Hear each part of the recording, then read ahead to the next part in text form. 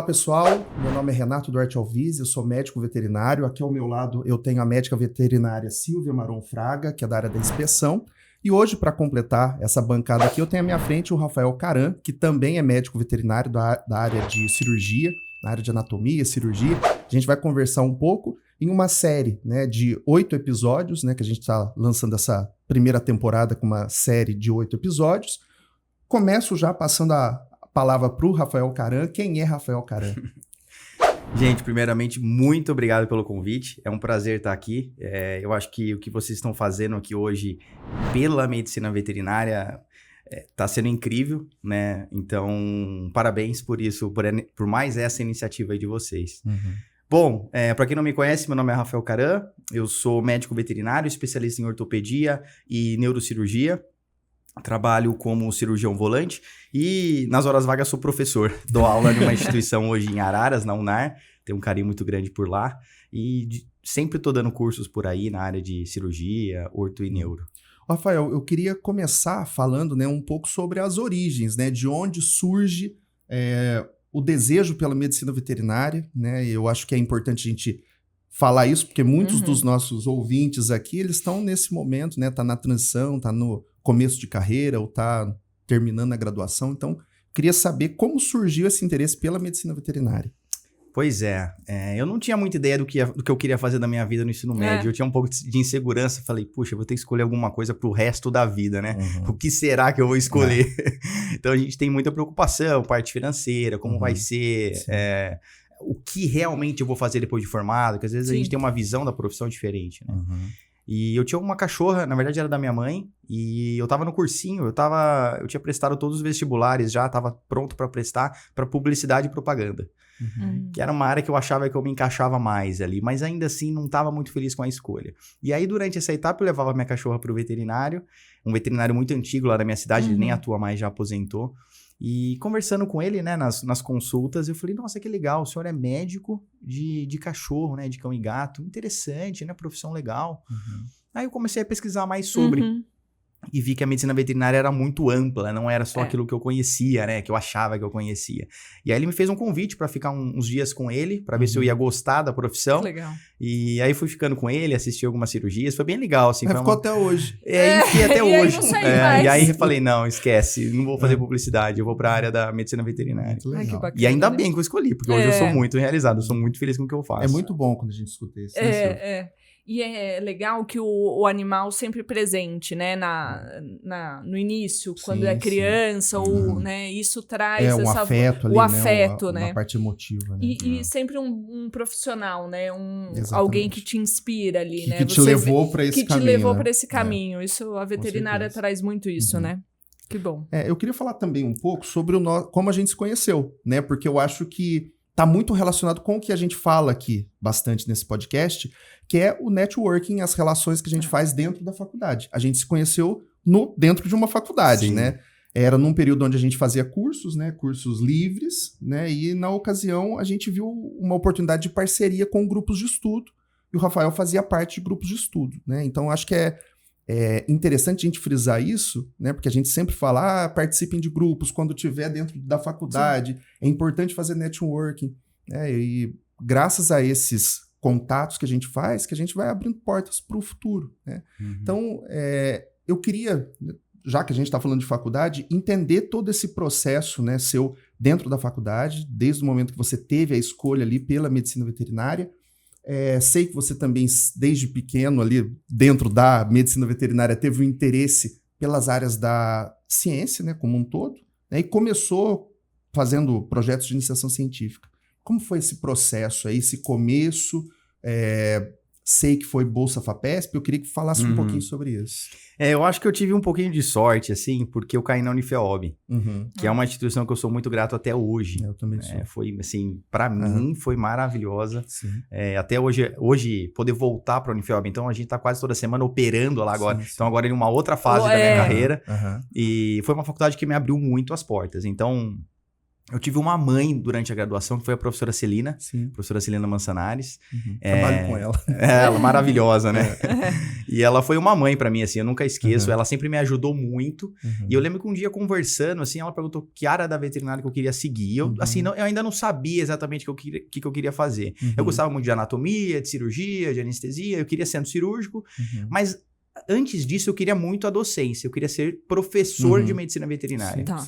E aí eu conversei com a Celina e ela falou, Rafa, vamos fazer um projeto, né? Para esses anos que você vai ficar aqui, para que você entre no mestrado, no programa de residência, né? Para chegar nesse objetivo seu. Então, meu objetivo no início era esse, era ser docente dentro da medicina veterinária. E aí a gente fez um projeto, mandamos para a FAPESP. Eu lembro que quando voltou da FAPESP, assim, foi negado de primeira, e eu fiquei muito mal. Eu falei, nossa, mas eu dediquei tanta energia nisso, coloquei tanto final de semana Primeira nisso. frustração, né? Foi a primeira frustração, assim, eu falei, nunca vou conseguir. Aí a Celina falou, não, é normal, tem erros no projeto, a gente vai corrigir, vai reenviar.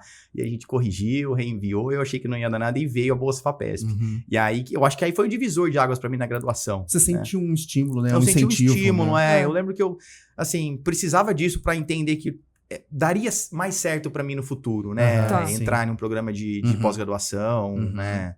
Em um mestrado, por exemplo, que era o que eu queria. E aí a Celina foi me orientando em relação a isso. Aí, o desenvolvimento do projeto foi muito gostoso. Então, a Celina conseguiu para mim estágios, né, na Universidade de São Paulo, onde eu conseguia desenvolver a pesquisa com os materiais que tinham só lá na época. Então, eu fui vendo, eu fui tendo contato com outros profissionais, outros docentes que me ajudaram muito a escolher o que eu sou hoje. Né? Eles moldaram muito o meu perfil de profissional. Isso foi bom. Para mim foi muito bom. Ainda na graduação, como que foi esse período nos grupos de estudo? Porque eu acho que você chegou a fundar grupos de estudos, né? E aí eu lembro que, assim, na época, vocês também, a gente vivia pra faculdade, né? Era integral. Era integral. Eu morava dentro da Unifilm, eu adorava. E eu lembro que tinha algumas lacunas que eu sempre fui um pouco hiperativo, eu queria muito preencher essas lacunas. E eu lembro que tinham grupos de estudos de silvestres, de grandes animais, mas não tinha de pequenos. E aí a gente se juntou com uma galerinha e nós fundamos o grupo de estudo de pequenos animais lá. E depois eu mantive nesse grupo por 3 anos. Foi muito bom, assim.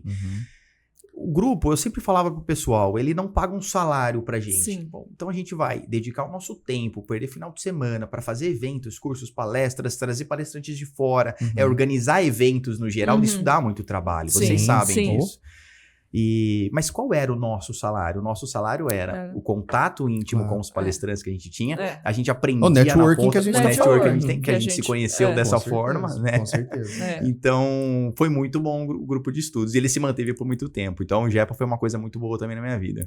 E eu acho que mostra, a organização, né? Coisa que você chega na faculdade, ele te traz habilidades, né? A lidar com os colegas, né? Então, trabalhar com frustração, trabalhar em equipe, eu acho que tudo muito isso, importante, faz parte desse processo. Eu falo que a gente deu certo, lá o GEPA deu certo, se manteve muito forte por muitos anos, porque a gente tentava se moldar muito como uma empresa júnior. Então eu via o que é uma empresa júnior, vamos trazer esse perfil pra cá e tentar porque lá trabalhar você pode forma. acertar e você pode acertar errado. Eu adoro muito livre, né? Eu adoro essa visão de que a instituição ela tem que fazer uma comunicação com a sociedade. Sim. E eu acho que a empresa júnior e grupos de estudo tem esse olhar, que é pegar o conteúdo, aquele conteúdo denso, pesado, robusto e levar para a sociedade, levar para o produtor, levar para o tutor do animal com uma linguagem acessível, popular. Eu adoro, eu acho que esse o foco. Também. Tem que ser esse o caminho. Se a instituição, né, aí eu estou falando não só instituições, universidades, mas se uma instituição de educação como um todo perde esse viés, esquece. Fecha a porta. Esse é o objetivo principal, mudar a sociedade. Né? O Rafael, e a partir desse momento que você está ali na graduação, que você está fazendo a sua parte muito bem, né? Participando desses grupos, né? Fazendo projeto de iniciação, imerso, vivendo aquela experiência, a gente já começa a planejar os próximos anos depois da formação, né? Então, eu queria que você falasse um pouco sobre como foi esse momento, né, de definir quais vão ser os próximos passos. Vou para o mestrado, vou seguir, né, um estrito sensu, vou lato sensu, vou fazer especialização. Como que você gerenciou isso? Foi difícil, assim. Eu tive uma mãe, de novo, a Celina, que me ajudou nessa decisão. Como o meu objetivo principal era ser docente, era o que eu queria seguir a área acadêmica, né? Era algo que eu sempre quis, assim. Então, eu falei, poxa, eu vou direto pro mestrado. Eu vou pro mestrado porque eu tenho um projeto legal na mão que eu queria muito seguir, né? Então, a Celina me linkou muito com o professor Caju, o Carlos Ambrosio, da USP. Pirassununga, né? Na USP, ele era da USP de Pirassununga e São Paulo na época. Hoje ele tá só em Pirassununga. Né? Ele é diretor da instituição, tá junto à educação no ensino superior lá no Ministério da Educação em Brasília. Então, assim, quando ela me linkou muito com ele, assim, eu vi que eu tinha um projeto legal na mão, eu falei, eu não vou abandonar isso. Eu queria muito esse projeto. Sim. Então, eu fui direto para o mestrado por conta disso, para tentar acelerar esse processo de ser docente, né, do que passar por uma residência, depois por um mestrado. Durante o mestrado, eu senti um pouco de falta. Então, por exemplo, no mestrado eu já operava algumas coisas de ortopedia, mas eu tinha pouca base. Você já estava trabalhando como volante nesse período? Um pouco. Já fazia um pouco, tá? Então, mas a atenção maior estava no mestrado. 99% era mestrado. 99%, algumas clínicas de amigos só que eu conseguia fazer cirurgia. Não era o foco principal ainda. Mas eu sentia que faltava base. O mestrado foi para Pirassununga ou São Paulo? Eu fiz por São Paulo, mas eu ficava alguns meses em Pirassununga e alguns meses em São Paulo. Eu odiava ir para São Paulo. Odiava, eu gostava do interior. Então, a USP de Pirassununga é a segunda maior universidade de extensão, né? É gigante o território do Brasil. Acho que perde para a Federal Rural do Rio de Janeiro. É gigante o campus. É gigante, eu gostava muito de lá. A vida universitária é muito boa, né? Eu tinha praticamente tudo de equipamento lá. De ponta, assim. Equipamento que não tem melhor na América Latina, só tem lá. Eu gostava muito do corpo docente de lá. Então, eu me sentia muito bem lá. Tentava brigar com o Caju para eu ficar o máximo de tempo possível em Pirassununga. Sim. E foi na anatomia, foi mestrado na anatomia? Foi mestrado em anatomia. Com ênfase nessa parte de cirurgia. Entendi. Tá? Então a ideia, a gente pegava células-tronco, né? Então, o nosso laboratório tinha uma grande expertise no cultivo de células-tronco. Tá. E eu cheguei numa época que as coisas estavam mudando um pouco no mundo das células-tronco. Então, por exemplo, quando eu estava na graduação, a gente estudava que a célula fazia um processo de empacotamento e excreção celular. E o que ela jogava para fora era lixo. Até que um chinês olhou esse lixo e falou, bom, peraí, não é bem assim. E ele começou a estudar melhor isso e deu o nome de exossomos, microvesículas e exossomos.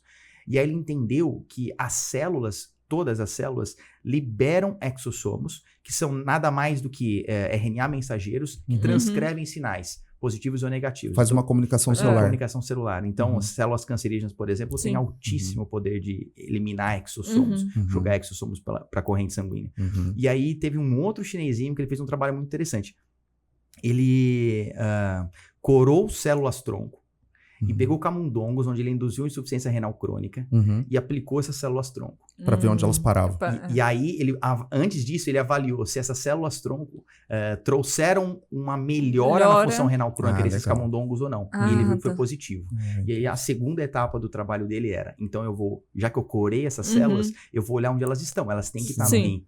Eu tenho que entender, elas têm que se mostrar em maioria lá para justificar essa melhora renal. E não, elas estavam espalhadas por todo o corpo do camundongo. E aí ele bateu com esse trabalho do chinesinho e ele falou, poxa, então provavelmente ela secreta informações, ela excreta informações positivas. E aí o meu trabalho era pegar células-tronco de membrana amniótica canina, que é o que a gente tem de mais nobre hoje de células-tronco, isolar esses exossomos. Então, é bem difícil esse trabalho. Então, isolava esses exossomos e fazia a aplicação clínica desses exossomos para diferentes tipos de terapia clínica. Então, lesão renal, de cão e gato, ortopedia, neurocirurgia, era esse o foco do trabalho. Do seu trabalho. Você tinha uma resposta imediata, né? Eu digo assim, uma resposta imediata... Porque na ciência, as coisas elas são com um passo lento, né? Então, uma pessoa descobre uma coisa, anos depois outra. Às vezes, um século depois, alguém... aquilo ali dava pra... Então, você teve uma resposta rápida, né? Acho que isso dá ânimo, né? Porque você vê que o que você tá fazendo tá tendo uma resposta aplicada, clínica, né? E a equipe, né? Todos que estavam ali no meu laboratório aplicavam muita. A gente fazia muita terapia inovadora, muita. E aí, a gente teve resultados muito positivos. A gente teve citações redações em revistas importantíssimas. Ai, que bacana. Os maiores nomes do mundo citavam muito a gente. Eu lembro da gente comemorar muito no laboratório. Sim. Eu chegar de manhã e falar, fulano citou a gente, fulano citou você, e a gente ficava super feliz, assim. Sim. Então foi uma época muito boa. E aí deu pra eu entender o que é a ciência, isso é importante. o tamanho de tudo que a gente faz. Às vezes, hoje, a gente aprende uma técnica nova na ortopedia, mas eu olho essa técnica, às vezes, de uma outra forma, porque teve muito estudo para chegar nela, né? Teve muita metodologia, tem muita erraram gente muita gente por trás, né? E outra, né? Isso que você falou assim, muita gente errou. Né? E aí eu acho que a gente remonta aquilo que você comentou lá atrás, né? Lá aquele projeto que foi enviado para a FAPESP que não deu certo. Não deu, é isso. Dar uma resposta negativa é resposta para a ciência, né? Porque às vezes a gente tem a impressão que meu projeto não deu, cara. Deu. Esse caminho ninguém mais vai tentar. Né? Vai tentar por outras vias, né? Então, que é isso, é um processo lento, né? E precisa o processo lento. Quando você está na faculdade, você é adolescente, você quer tudo muito rápido, né? E a faculdade, ela te mostra que às vezes as coisas não são rápidas, né? Existe um processo para tudo na vida, né? Então é importante, né? Essas etapas da faculdade. A gente esperava sempre resultados positivos. Porque Exato. Durante o mestrado a gente tem o nosso projeto, mas trabalhei com N projetos juntos, né? E quando às vezes não dá o resultado que a gente esperava, que a gente queria que acontecesse, gera uma frustração pro mestrando, doutorando. Às vezes é um trabalho de 3, 4 anos. E sem contar a pressão, né? Tem toda uma pressão para se publicar. O impacto, a resposta positiva vai demonstrar muito o impacto da revista que você vai publicar. Então, às vezes, uma resposta muito impactante, muito positiva, vai dar um alto impacto, um fator de impacto na revista muito alto. Isso é bom para você conseguir uma bolsa depois do doutorado, no pós-doc. Abre portas, E às vezes a gente se frustra, mas é assim. Tem que fazer. Ganha nome na área, né? Isso é bem importante, né? Você seguiu por esse caminho do mestrado, mas só que você também fez aprimoramento. Como que foi isso? Pois isso aí foi uma bagunça na minha cabeça. Eu me via no mercado, daí eu já me via como querendo ser professor, mas eu já não tinha mais aquela vontade de ser docente em uma universidade pública, por exemplo. Eu assim, admiro muito. Até esse momento o interesse era, quero ser professor de federal, de pública. Estadual, mas aí chegou um momento que eu vi que talvez não era para mim. Eu acho que ser professor, ser docente em uma universidade pública exige demais da pessoa. Então, exige tempo de vida, exige tempo longe da sua família, dos seus amigos. É um caminho muito árduo, é um caminho muito difícil para chegar lá. E eu acho que a resposta é lenta. É lenta. Hoje, assim, se uma pessoa falar para mim, eu quero ser professor de uma universidade pública, então você vai ter que fazer uma residência, um mestrado, um doutorado, um pós-doc. Aí talvez você não vai ter vaga em lugar nenhum, você vai ter que fazer um segundo pós-doc. Aí, se não tiver vaga, você vai fazer um terceiro pós-doc. Para ir abrir uma vaga em algum lugar do Brasil, para você prestar e talvez você ir para lá. Então, eu vi aí essa dificuldade de eu ter uma resposta positiva financeiramente, como uma resposta para que eu ficasse contente com a profissão. Né? Então, eu acabei desistindo um pouco dessa parte. E aí eu estava no mercado de trabalho e eu operava ortopedia, porque no mestrado a gente tinha muito acesso a isso. Mas, por outro lado, eu senti que faltava alguns pilares para mim na cirurgia. Eu sabia que eu pulei etapas na minha vida como cirurgião. Eu falei, não, peraí, eu preciso voltar. E eu não acho que foi voltar. Às vezes a pessoa fala, voltar. Eu acho que foi assim, repensar um pouco. Voltar para tecidos moles, fazer castração bem feita. Eu não fazer o básico bem feito. Fazer o básico bem feito, isso. E aí eu fui para residência. Lá, eu tive, na verdade, também foi uma outra sorte da minha vida, de eu cair na mão do professor Silvio. O professor Silvio Henrique de Freitas, que é um dos maiores ortopedistas que eu conheço, um dos maiores cirurgiões. Ele me ensinou uma lição que nunca ninguém me ensinou, e na época eu não entendia quando ele falava isso, que é quando não operar. Então tem paciente que não é para operar. Né? Então, na época eu tinha tanta vontade de operar que às vezes a gente entrava em conflito algumas vezes. Pô, mas tem que operar, mas não é bem assim. A gente precisa entender melhor o paciente como um todo, né? Então vamos entender como estão os exames dele. E aí eu fui aprendendo isso a longo prazo. Então ele me ensinou algumas coisas que eu acho que nenhum outro lugar teria me ensinado. Tinha uma galera muito boa, tem ainda até hoje uma galera muito boa lá na USP de Pirassununga em cirurgia. Muito boa, referência, assim. E durante esse aprimoramento aí, como foi, né? Quais foram os desafios, né? A tomada de decisão mesmo, de, não, agora... Você chegou a terminar o mestrado? Terminei o mestrado e fui para o aprimoramento. Como que foi essa transição e as dificuldades, os desafios do aprimoramento em si? A gente sempre lida com algumas frustrações, né? Então, a gente depende do que vai entrar na porta, né? Diferente de hoje como volante. Eu vou atrás do serviço. Lá não, a gente ficava muito refém do que chegava na USP. Normalmente eram baixa renda, então a gente não conseguia usar muitas vezes algumas coisas de ponta, porque isso gera custo. Apesar de ser uma universidade pública, alguém tem que pagar essa conta. Né? Então, às vezes o tutor achava que era de graça, gerava frustração, a gente queria fazer algumas cirurgias mais complexas, mas às vezes o tutor não tinha condição. Então, mas para mim foi uma base muito boa em tecidos moles, desde paramentação, instrumentação, organização de mesa, antisepsia, tudo isso eu consegui criar bons pilares que eu sabia que eu ia usar no futuro. Sim. Então esse ponto foi muito positivo. Eu tive lá também um dos maiores cirurgiões que eu conheço, que é o Alois. Ele hoje está no doutorado ou pós-doutorado lá, e eu lembro muito de aprender ortopedia com ele. Então ele é um cara muito técnico, muito delicado para ortopedia, que eu acho que é um diferencial. Então eu pegava muito detalhes dos outros cirurgiões ali e aprendia com isso. Eu percebo que essa parte de comunicação você domina bem, é uma habilidade que você tem muito bem, né? Eu percebo, eu percebo que você tem isso. E acho que é uma habilidade que falta em quem escolhe a residência. E principalmente que tem esse olhar para a área acadêmica. Várias vezes, né, a gente já conversou isso algumas vezes, eu percebo residentes, né, aprimorandos, que vão por esse caminho e esquecem que ali é uma universidade e que você está lidando com alunos.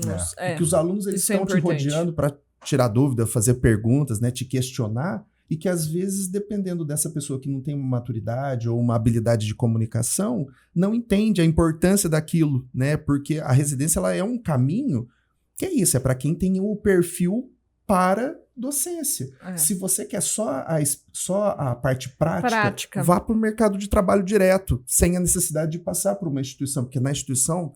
Você vai ter gente, vai ter alunos ali te rodeando. Vai ser questionado o tempo todo. E precisa ter essa... Né? E esse jogo de cintura que a gente ganha, né? O tempo todo...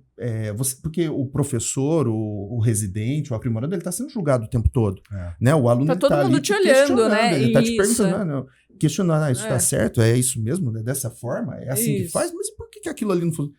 Então precisa ter esse caminho, jogo, né? É um caminho interessante. O questionamento tem que existir. Tem que sempre acontecer. Sim. Hoje, ele faz parte do jogo. Ele faz parte do jogo. Parte do jogo. Ele faz parte da construção do profissional. Sim. Eu sempre falo com as meninas, depois a gente vai falar sobre mais atualidade, mas as meninas que trabalham comigo hoje nós somos uma equipe e a gente sempre se cobra em relação ao questionamento. É muito gostoso quando eu opero junto com elas. A gente entra em uma cirurgia junto, porque há questionamento o tempo inteiro. Então, por exemplo... E aprende junto. Junto, né? Nós crescemos juntos como profissionais. Então, por exemplo, a Bárbara, ela é mais focada em ortopedia e neurocirurgia. Às vezes ela me questiona, poxa, mas você vai colocar um parafuso a mais, um a menos, por quê? Né? Poxa, vamos lembrar então do conceito no transcirúrgico. Então esse questionamento, às vezes sai até uns arranca-rabos ali entre nós, mas o questionamento é para entregar o melhor para o paciente. Exato. Então, e a gente cresce. Aí na próxima cirurgia esse questionamento já não acontece, mas vem novos questionamentos. Então a gente sempre fala, poxa, se a gente não brigou durante a cirurgia, é porque a gente não melhorou nessa cirurgia, a gente não acrescentou nada para as próximas. Com certeza. O diálogo ele tem que existir, né? Tem que existir. Sempre. E é aquilo, né? O que é a sua dúvida pode ser a minha, pode ser a do Renato. Então, aquela história de guardar, não, depois eu tiro a dúvida, ou depois a gente conversa, não dá, funciona, né? Tem que acontecer ali na hora, né? Na faculdade é bem isso também, né? Acontece o tempo todo. Né? E essa transição, né? Porque até então você terminou o mestrado, seguiu o aprimoramento, e aí é o mercado de trabalho. E aí já não tinha... Ou eu ia pro doutorado, que era uma possibilidade. Não tem mais ou eu ia pro mercado de trabalho. Eu sinto muito o que você tá dizendo. Eu não sabia muito o que eu ia fazer.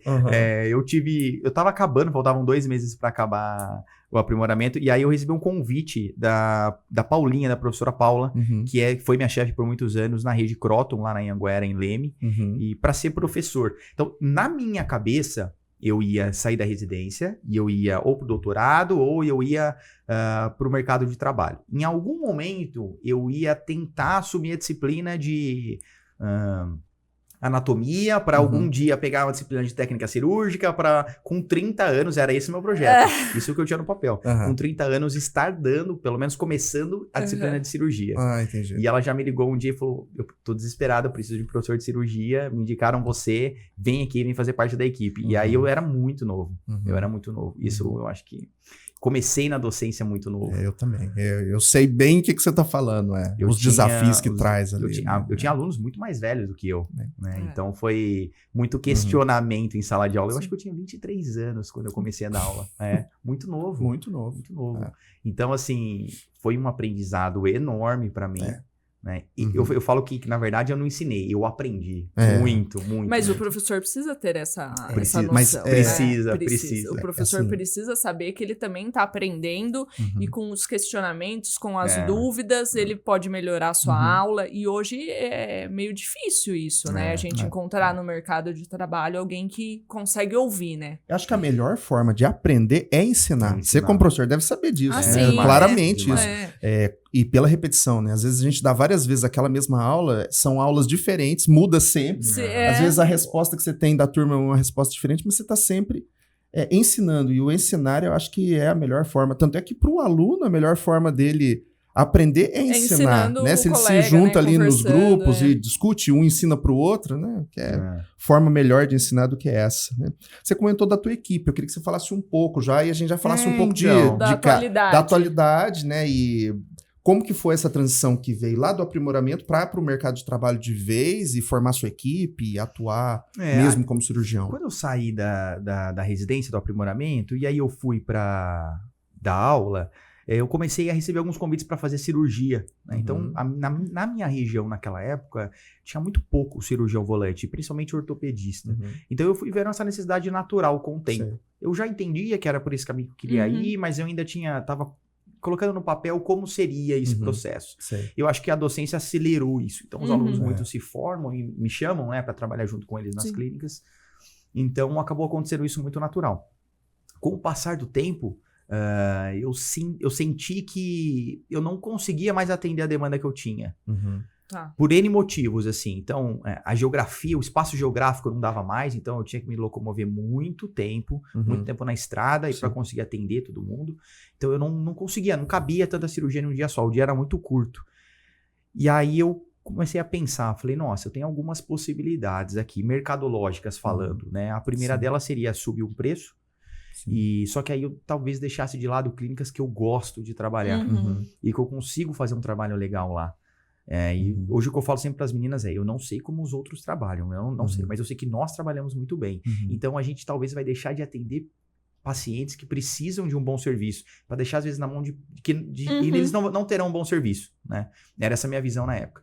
E aí eu falei, nossa, eu preciso de alguém para operar junto comigo, né? Pra gente ser uma equipe. Sim. E aí eu conheci numa palestra que eu fui dar em Limeira, a Bárbara Freza, que já operava ortopedia, já operava tecidos moles, estava entrando para a área de neurologia, neurocirurgia, e aí eu conversei com ela e falei, Bárbara, vamos andar comigo um tempo? Vamos fazer um teste, vamos ver se você gosta. E ela ficou um tempo comigo e foi muito bom. Né? Nesses primeiros 6 meses assim que a gente andou junto, eu cresci muito profissionalmente, aprendi muito com ela, e acho que ela também. Né? Então ela falou, não, eu quero ficar, vamos ser uma equipe, vamos começar a operar volante. E aí a gente começou, então às vezes eu não tinha data, não tinha vaga, mas ela tinha. E aí a gente foi se esticando ainda mais o nosso leque de clínicas. Quando ela chegou, a gente tinha 30 e poucas clínicas parceiras. Hoje a gente tá com 60. Então a gente dobrou. Vocês dois? Nós dois. Aí há uns meses atrás, a gente também começou a perder muita clínica. Então a gente não tinha mais tempo disponível para prestar serviço para todo mundo. Principalmente em uma área da cirurgia específica que eu e a Bárbara, a gente já não queria mais atuar, que é a cirurgia de tecidos moles. Então, operar cirurgia... Hoje, eu acredito, né, que operar ortopedia e neurologia, neurocirurgia, com muita qualidade, exige muita dedicação. Né? Então, talvez a gente tinha que abandonar um pouquinho tecidos moles. E aí a gente conheceu a Marcela, que tinha acabado de sair da residência, ela fez residência lá na Unifeob. E aí eu conversei com ela e falei, Marcela, a gente é uma equipe, você não quer se juntar a nós? Vamos aumentar a equipe, vamos crescer junto nessa parte, né? E aí ela veio, já faz uns 5, 6 meses que ela tá com a gente, e nossa, todo mundo gosta dela, e ela tem dominado essa parte de tecidos moles aí pra gente, feito com muita maestria. E aí a gente conseguiu atender mais clínicas, né? Conseguiu aumentar o número de clínicas parceiras, conseguiu oferecer um serviço mais especializado. Então, quando precisa, normalmente a gente tenta se dividir. Quando é neurologia ou neurocirurgia, a Bárbara vai, a preferência é dela. Quando é ortopedia, a preferência é minha. E quando é tecidos moles, a preferência é da Marcela. E aí a gente entrega um serviço mais especializado ainda. Porque pega o melhor de cada um, né? E forma uma equipe muito alinhada. Mas o que eu vejo, a gente já teve até com outra convidada, o empreendedor, no momento do crescimento, gera uma dor, né? Eu falo por mim que eu também sou empreendedora. Como que foi para você essa expansão, né? Como que você lidou com isso? Porque também não é fácil você colocar mais gente na sua equipe, também tem as divergências. E o empreendedor brasileiro, ele sofre num momento por isso, né? Porque você é um bom profissional. Até mesmo por toda a formação, né? A nossa formação é muito técnica de medicina veterinária. Não dessas outras, outras coisas que... a gente não sabe, né? O empreendedorismo. Sim. E aí eu queria que você entrasse um pouquinho, porque quem está assistindo pode estar nesse momento também. Ou querendo entrar numa empresa ou num grupo. Ou se planejando para isso. Eu acho legal ter essa visão também. Eu acho que foi muita sorte, assim. Eu nunca tive uma veia empreendedora. Eu já tive franquias, dei alguns tiros fora da medicina veterinária no decorrer da minha carreira. E aí eu vi que não dava, gente. Eu tinha que me dedicar só à cirurgia, ortopedia. Não dava para fazer duas coisas ao mesmo tempo. Quando a Bárbara veio para mim, eu tinha muita dúvida se ia dar certo. Né? Que assim, ela é uma profissional diferenciada, ela é fora da curva, eu falo para ela todo dia. Então, assim, eu tive muita sorte de ter pessoas boas. A Marcela também é um profissional excepcional. Né? Ela domina com muita maestria a cirurgia de tecidos moles. Então, eu tive sorte de ter pessoas muito boas. A gente estava conversando mais cedo ali, que hoje o mercado tá difícil. Né? Hoje é complicado algumas coisas, no geral. Então, assim... Eu não sinto que eu tenho uma equipe, eu sinto que nós somos uma equipe. Né? A gente trabalha muito em conjunto. Apesar de às vezes levar meu nome, mas é só porque precisa de um nome ali. Mas eu acho que foi muito natural. Eu nunca tive uma veia tão empreendedora assim. Mas assim, uma coisa que a gente percebe é que não basta ser bom. Você tem que estar bem acima de bom. Tem que estar bem acima de bom, interessante isso que você falou, Renato. Eu sempre tento falar, principalmente para os meus alunos, né? A gente precisa... às vezes há uma certa cobrança de que a gente não é reconhecido como verdadeiro médico veterinário. Às vezes a palavra médico não está na boca do tutor, tá só a palavra veterinário. A sociedade às vezes não nos reconhece como verdadeiros médicos veterinários. Nós somos uma profissão que salva vidas e também é uma profissão que alimenta vidas. Exatamente. Sim, mas para a gente ter esse prestígio, esse respeito, a gente tem que entregar um serviço para a sociedade de qualidade. Não adianta eu entregar um serviço medíocre, um serviço mediano, porque ela nunca vai nos enxergar como um verdadeiro médico. Então, a forma como a gente se comporta, a forma como a gente exerce medicina veterinária, se porta como profissional, diz muito sobre o que nós fazemos, sobre a nossa profissão, que é o que vocês estão fazendo hoje, com esse podcast. Então, a gente precisa sempre se dedicar nesse ponto. Ser médico veterinário é entender que a nossa realidade a gente abre mão de algumas coisas da nossa vida pessoal. Isso diz amigos, famílias, né?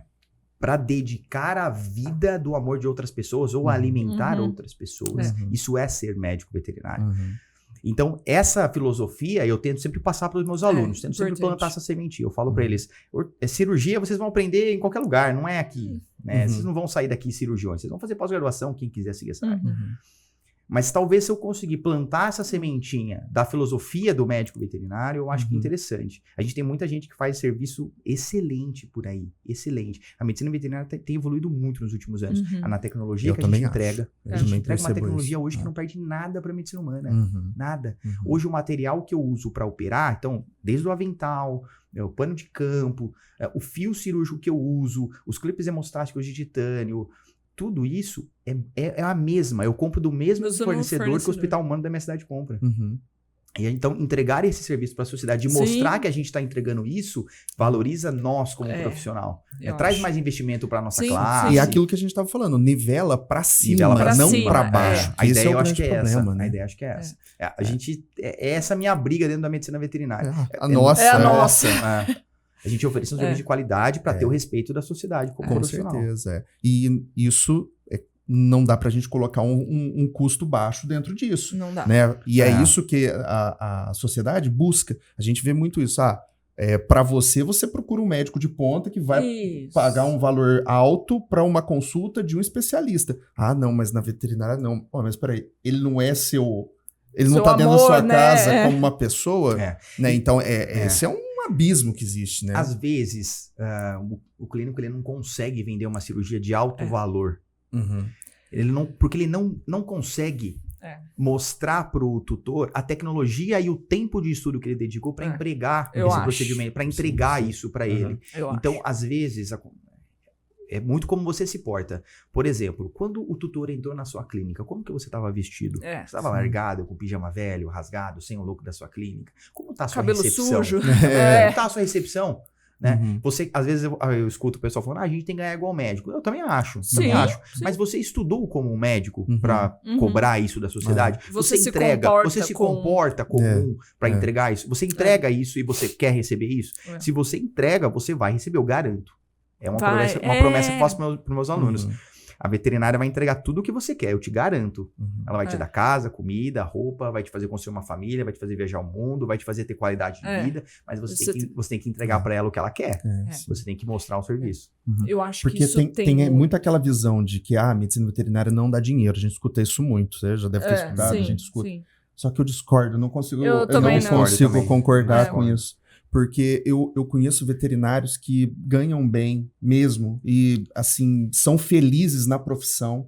E quando a gente vê uma fala como essa, eu fico muito triste. Porque, cara, existem mais de 80 áreas de atuação da medicina veterinária. 80 áreas, é área pra caramba. A gente não consegue, quando tá montando um curso, fazendo uma matriz de medicina veterinária de 5 anos, você não consegue pegar 80 áreas e colocar em 5 anos. Não consegue, é por isso que as especializações estão ganhando fôlego e crescendo cada vez mais. Mas um ponto que ele falou, e eu acho importante, eu acho que na veterinária a gente não aprende a se portar como médico veterinário. Eu falo na indústria, né? É muito difícil. Mas isso eu acho que está muito relacionado com quem te inspira. Exatamente. Isso que você está buscando as suas fontes onde? Exatamente. Eu acho que isso é importante. É um ponto. Então, acho que quando você é aluno, é importante também você olhar para os seus professores, para o seu vínculo ali e perceber essas coisas, porque faz a diferença, né? Como você se porta, com o material que você entrega, como que você vai falar com o seu cliente, com o seu paciente, né? Então, assim, com a família. Então, isso que você falou é muito importante. Eu acho que a gente também não se valoriza o quanto. E tem muito veterinário fazendo por qualquer preço. Nivelando para baixo. Nivelando para baixo, né? Isso é triste, né? Porque a gente precisa mais quem se porta, quem estudou, quem tem todo esse cuidado. A resposta vem. Chega. Ela vem. Ela vai demorar. Ela demora em qualquer profissão. Qualquer profissão. Eu concordo. Engenheiro, advogado, qualquer profissão. O médico demora, não é mais como era antigamente. Ela vai vir. O que você está buscando na medicina veterinária vai vir. E é uma promessa que eu faço para todo mundo. Mas você tem que se dedicar a ela como isso. Ela é como se fosse a sua esposa ou o seu marido. Não adianta de vez em quando. E ela é uma esposa ou marido perfeito, a medicina veterinária. Ela vai te devolver tudo o que você quer. Mas você tem que ser fiel a ela. Não adianta falar, eu sou médico veterinário, mas eu vendo roupa. Mas eu tenho outro negócio. Tudo bem, você pode ter um certo momento porque você precisa daquilo. Mas você tem que entender a medicina veterinária a longo prazo para a sua vida. Ser médico veterinário é um estilo de vida, não é uma profissão. Não é um emprego que eu tenho, médico veterinário, é um estilo de vida que a gente segue. Às vezes eu saio de casa 7 horas da manhã e eu volto 9 da noite, 10 da noite. Várias vezes ainda tem autoclave para fazer. Então, assim, é difícil, a família não entende, os amigos não entendem. Mas a veterinária sempre me deu uma resposta positiva ao longo desse caminho. É porque você tem o respeito, né? Eu acho que quando a gente perde o respeito por qualquer coisa, você perdeu o respeito pela sua profissão, pela sua mulher, pelo seu marido, qualquer coisa, cai, né? O resultado não vem. Então, assim, a gente tem muita gente assistindo que tá na faculdade. Tenha o respeito pelas aulas que você tem, pela turma que você tá, porque vai vir, né? A resposta lá aparece. E tem muito. Como a veterinária é muito ampla, tem essas particularidades também de cada área, né? Sim. Pelo fato da veterinária ela ficar meio saúde, meio agrária, ela tá ali no meio do caminho. os perfis mudam muito. Aí precisa ver a particularidade de cada área que você está atuando, né? E eu acho que isso é bastante importante. Nos perdemos aqui um pouco no caminho, a gente está falando lá de volante, vou voltar a falar disso. Eu queria falar um pouco sobre a sua atuação como cirurgião, né? E em relação a transoperatório, né? Que a gente comentou, que eu acho que é bem interessante, né? É um caminho novo que está surgindo aí. Eu tenho alguns colegas que são patologistas, que fazem também essa parte, né? Como o Paulo, que a gente é um colega em comum. Queria que você falasse a importância dessa nova área que está surgindo. Do volante em si, se diz, né? Do volante em si, essa relação com outras áreas, como patologista, fazendo um histopatológico transoperatório. Só para explicar esse caso aí, né? Foi um caso bem legal, foi na Unifiob, é a nossa casa. Exatamente. E nós tivemos um caso bem interessante lá, que era um paciente que ele apresentava toda a sintomatologia, toda a imagem clássica do osteosarcoma. Ele era um paciente que é bem provável que ele tenha osteosarcoma, né? Tudo indicava que era um osteosarcoma. E quando ele chegou pra gente, a Unifiob já propôs isso pra mim dentro do centro cirúrgico. Olha, ao invés de a gente partir para uma biópsia, aguardar o resultado, aí depois fazer a amputação, ou já ir para uma amputação, vamos fazer uma biópsia transoperatória. E aí me apresentaram o Paulo e a gente fez esse procedimento. E não era um osteosarcoma nesse caso, né? Então a gente salvou um membro de um paciente. Para mim, como ortopedista, isso é maravilhoso. Esse casamento entre áreas distintas, porque até então o ortopedista ele tem muito um casamento direto com o anestesista. Sim. Hoje, cada vez mais a gente agregou o fisioterapeuta, né, o fisiatra na nossa rotina. A gente agregou cada vez mais o patologista, porque ele decide, o patologista ajuda a tomar a decisão dentro do centro cirúrgico. E laudada. Que é o que é mais importante, né? Não é nós no temos olhômetro. Exato, nós temos um respaldo. Eu acho que é isso que eu falo, que a gente está se aproximando da medicina humana. Eu acho isso muito legal. Isso é excelência. Eu também acho. Isso é entregar o que tem de ponta para os nossos pacientes. É isso que a gente precisa. E eu acho que várias áreas a gente acaba em conjunto, né? Dentro da área de tecidos moles também, a gente acaba sempre conversando com outros profissionais. Hoje eu não passo um duplo J, não coloco um bypass sem falar com um nefrologista. Sim. Já fiz isso, já fiz, mas assim, não é o ideal, não é o melhor que eu posso entregar. Então assim, quando chega às vezes um pedido de, você passa duplo J, você coloca um bypass, a gente coloca. Quem que é o nefrologista do caso? Não tem, não. Então, a gente tem alguns nefrologistas parceiros. A veterinária ela tá indo muito para esse caminho das especialidades, né? Eu acho isso muito bom também. Muito bom. O Rafael trouxe algumas fotos. Gente, você podia passar para nós?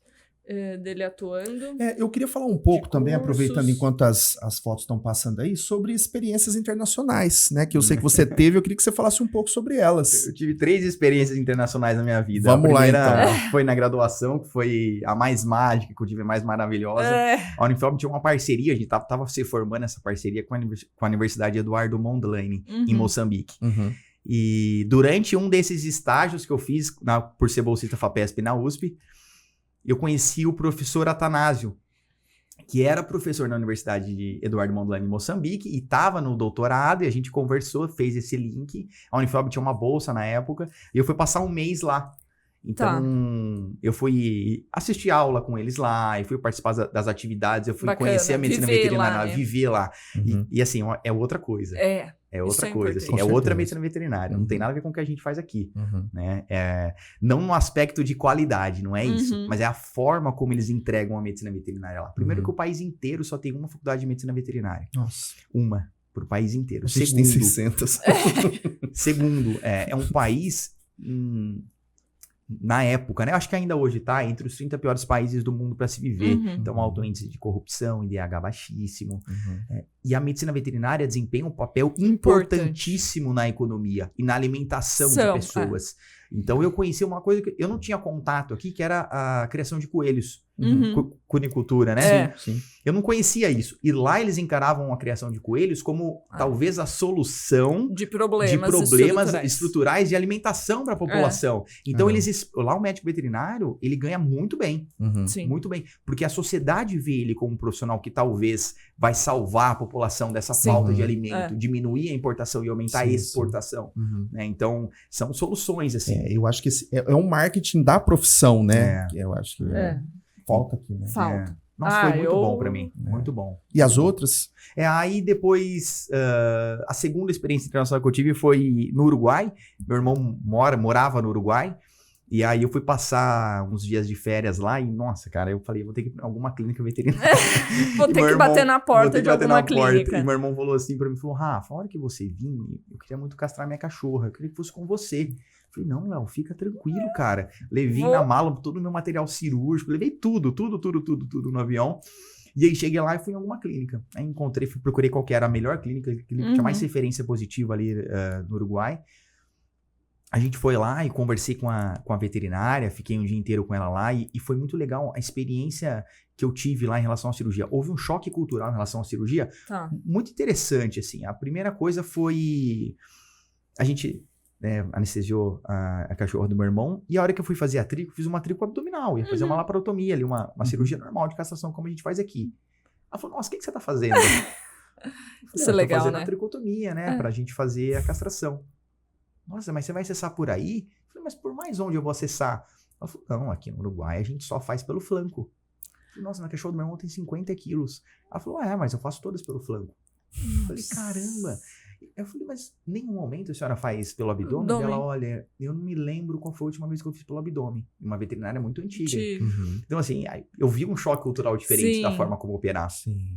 Então, foi bem interessante essa troca. Ver outras formas de se executar a mesma coisa, né? A gente trocou ideia há muito tempo, a gente ficava conversando. Eu mandei... E aí, foi por onde? E aí, aí ela quis ver pelo abdômen. Aí eu falei, não, tô fazendo pelo abdômen, que legal. Aí ela quis ver. Eu queria que ela fizesse pelo flanco pra saber a forma dela. Sim. Faz tanto tempo que eu não vejo alguém aqui, eles são muito pobres de informação, às vezes, lá no Uruguai. Então, aí a gente fez pelo abdômen, foi bem legal, assim, ela, nossa, faz muitos anos que eu não via e tal, uma castração dessa forma. E, na verdade, a castração deles lá, se for pelo abdômen, é uma incisão muito grande. Como eu fiz uma incisão muito pequena, ela até se surpreendeu. A forma como a gente pesca o corno uterino foi bem interessante pra ela. Eu espero que tenha plantado alguma coisa positiva ali. Sim. E ela me ensinou muito. Nossa, muito, aprendi muito com ela. E a terceira foi a mais recente, que fazem 3 anos. Eu fui ser médico veterinário, fui ser ortopedista veterinário na Arábia Saudita. Então, legal. Fiz bons amigos lá também. Que bom. E era uma clínica que estava se transformando em um hospital veterinário, e eles precisavam de ortopedista. Lá é bem setorizado, a medicina veterinária roda de uma forma diferente. Sim. Algumas coisas assim eram bem estranhas para mim. Por exemplo, um dia eu fiz uma cirurgia de manhã, e aí minha chefe perguntou que se tivesse uma cirurgia à tarde, eu conseguia fazer. Ou se ela ia precisar pensar em contratar um outro ortopedista pra dar conta da demanda. Você falou, não, você não tá entendendo. Nós lá no Brasil a gente faz 5, 6 ortopedias em um dia. Você não tá entendendo. Então, as coisas funcionam muito diferentes lá. Sim. É muito setorizado, a medicina veterinária é vista como uma profissão muito elitizada, os salários são muito altos. Lógico que dentro da veterinária, cães e gatos é o menor salário. Primeiro, disparado, são a produção em si. Sim. Né? Depois a falcoaria, que é muito forte lá. Muito forte. E por último, cães e gatos. Eles ainda têm um pouco de receio com o cão, mas felinos eles têm muito. Muito, né? Por uma questão bíblica, se eu não me engano, eles não têm muito afeto ao cão. Então, normalmente, os atendimentos de cães eram de pacientes, de tutores estrangeiros, não muçulmanos. Entendi. Era o mais comum. Mas felinos eles têm muito lá. Muito. Sim. Ai, que bacana. Foi uma época muito boa, assim. A Arábia Saudita eu falo pra todo mundo, assim, se você se formou, quer ganhar dinheiro... E tem a possibilidade... Eu acho que tem que ter uma especialidade pra ir. Sim. Pra ser mais valorizado. Né? E aí eu acho que vale a pena ir pra lá e ficar alguns anos lá. Conheci vários brasileiros lá, que estavam há anos e anos. Tem muito brasileiro que vai ficar 10 anos, volta e não trabalha mais, aposenta. Eu acho que um outro assunto que a gente estava falando também, né, antes da gravação, é sobre planos de saúde que estão crescendo. E eu queria que você desse o seu olhar de dentro da ortopedia sobre isso que está ocorrendo. Essa é uma das coisas que eu penso muito como será no futuro. Eu acho que a gente sempre tenta se espelhar na medicina humana, mas também nos aspectos um pouco negativos. Hoje o plano de saúde na medicina humana, pelos médicos que eu conheço, que eu converso, não é algo bom para o médico. Né? Eu tive uma informação de que um plano de saúde mais famoso que Pela tem... desvalorização. Pela desvalorização. O plano de saúde mais famoso que tem estava pagando R$40 a consulta para o médico. E eu tenho vergonha de sentar no médico pelo plano e sabendo que ele está ganhando R$40 por isso. Talvez ele não vai pôr energia no atendimento que eu preciso. Então, é um problema isso. Mas ele tá jogando o jogo, né? Ele não tem muita opção a não ser essa. E a gente tem visto cada vez mais os planos de saúde entrando na medicina veterinária. Eu acho que isso é benéfico por algum lado, mas talvez muito maléfico em outros pontos. Talvez a remuneração do profissional não está sendo de acordo com aquilo que ele estudou a vida inteira e está entregando para a sociedade hoje. E talvez em São Paulo, grandes centros, eu vejo que bons profissionais não estão conseguindo escapar do plano de saúde. Para se adequar ao mercado, ele está tendo que entrar. E aí a remuneração é muito mais baixa, ele tem que ir atrás do volume, com isso ele opera muito mais durante o dia, entrega muito menos aos seus pacientes, a anamnese é muito mais curta, a semiologia está se perdendo. A nova geração... Que é o que já acontece. Que é o que já acontece, a nova geração já está perdendo a semiologia. E para a ortopedia, a semiologia e a anamnese é muito importante. Muito importante. Então não dá tempo. Porque se você ganha 30, 40, 50 reais numa consulta, é difícil você dedicar energia. É difícil você saber que depois você vai ter um pós a cumprir dessa consulta. Uma solicitação de exames, ler os exames depois. Se for cirúrgico, conversar com o tutor novamente, reorganizar isso. Se você diluir o valor de consulta dos planos, tem sido bem ruim para algumas pessoas. Tenho percebido isso. Então, é uma coisa que eu penso no futuro. E é uma atenção, né? É um ponto de atenção, eu acho que né? Que precisa estar atento. Para quem escuta, para quem está indo, né? Recém-formado, está entrando no mercado, né? Tem que ter esse olhar e eu gosto muito de ter esse ponto de vista crítico. Tem que ter, né? Esse olhar mais crítico, né? Um outro ponto também que a gente estava conversando anteriormente é sobre cursos, né? Teve no meio disso tudo, você também fez alguns cursos, né? Eu sempre tô dando curso, assim, ultimamente um pouco menos, né? Porque a rotina não tá dando mais para parar o curso. Vocês sabem, a organização de um curso é difícil. Né? Então, se a gente for trabalhar com cadáver, é difícil hoje em dia também. Espaço, localização, se a gente for lidar com pacientes vivos, é mais difícil ainda. Tem algumas questões éticas que a gente tem que tomar cuidado. Então, entregar um curso de qualidade hoje é muito difícil. É muito difícil. Mas, nossa, a gente já fez curso. E pela grande oferta de cursos baratos, né? Que aí a mesma coisa que está acontecendo na veterinária acontece com os cursos. Né? Isso tem acontecido cada vez mais. Então, assim, curso, eu sempre acho que vale muito a pena. Eu faço curso até hoje, eu sou aluno de cursos até hoje. Eu amo fazer curso. Dizer, nossa, às vezes eu tenho um curso. E recentemente eu fui pro México fazer um curso da AO. Tem até uma das fotos que eu separei aí. Nossa, foi um curso incrível. Mudou muito a metodologia, a forma como eu vejo a ortopedia veterinária hoje. Sem contar do conhecimento a gente adquire conhecimento com outros profissionais no curso também. Isso é muito valioso. E o network, né? De novo, a gente fala disso. Muito importante. Ô, Rafael, já indo para uma parte mais de finalização aqui, quem que te inspira? Eu ia perguntar isso. Você ia perguntar isso? Não era essa parte? E aí, quem te inspira? Quem me inspira? Se eu fosse pensar em profissionais que me inspiram hoje, eu pensaria na professora Celina, que foi a primeira profissional que eu tive na medicina veterinária como uma inspiração, assim, até hoje. Pesquisa, né? Respira pesquisa, respira qualidade de docência, entrega um serviço de qualidade na docência, né? Se dedica muito a isso, é uma inspiração. O meu orientador de mestrado, que é o professor Carlos Ambrosio, para mim... Ele foi meu professor. Que foi seu professor, que é um exemplo hoje de docente também, é um exemplo da luta pela nossa profissão, pela nossa classe. Isso eu acho muito interessante. E talvez eu pensaria também no Thales Bregadioli, que é hoje um dos maiores nomes da ortopedia do Brasil. Gosto muito dele, sou um fã número 1 dele, aprendo muito com ele. Tive aula com ele lá no México, saí do Brasil para ter aula com um professor brasileiro lá no México. Então, são profissionais que eu olho, admiro e tento seguir exemplos de tudo. Da forma como eles se vestem, da forma como eles se falam, como eles se portam, e pela paixão que todos têm pela medicina veterinária. Você é feliz com a medicina veterinária? Eu sou muito feliz, eu sou muito realizado. Eu sou muito realizado.